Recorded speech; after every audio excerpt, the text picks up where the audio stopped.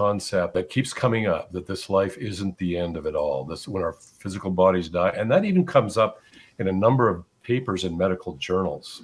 So, for example, back in the 80s, I got interested in, like, I had read a couple of articles on near-death experiences that you never know what to think about these. I mean, you're reading in some popular thing, sounds interesting, maybe not, until I found out, I started searching on Medline where the medical journal papers are listed, and I found out that there were papers being published on near-death experiences, and not a lot of them, maybe one or two per year. But the ones that got me interested were incidences in an operating room where the patient died in all our normal definitions of death: fixed dilated pupils, no pulse, and no breathing, and in many of the cases they were hooked up to an EEG and their brains just went flatline, so there's no sign of life left in the person. This would often occur during surgery, and then they would get resuscitated. But during the time they were clinically dead, they would often report having made observations either in the room or elsewhere in the hospital that could be corroborated by medical personnel.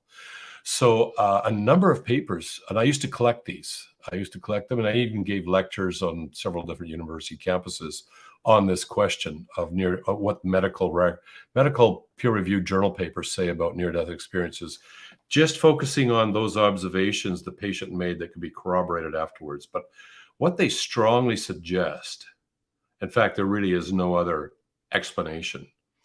Now, I know that someone would say, let's say there's certain ketamines that will produce these experiences, but what they don't produce are the ability to make observations external to the body from some other location to be corroborated.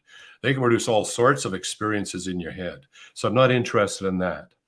But what they do seem to indicate, and there are thousands of these now, that thousands of instances of near-death experiences where they made these observations.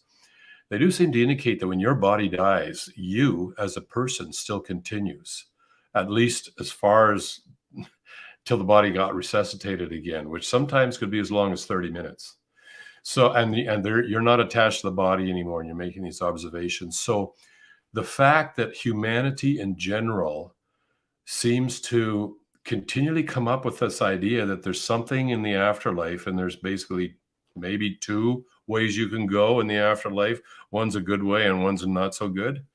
Coupled with some of these peer-reviewed papers in medical journals on near-death experiences, maybe we should take that seriously.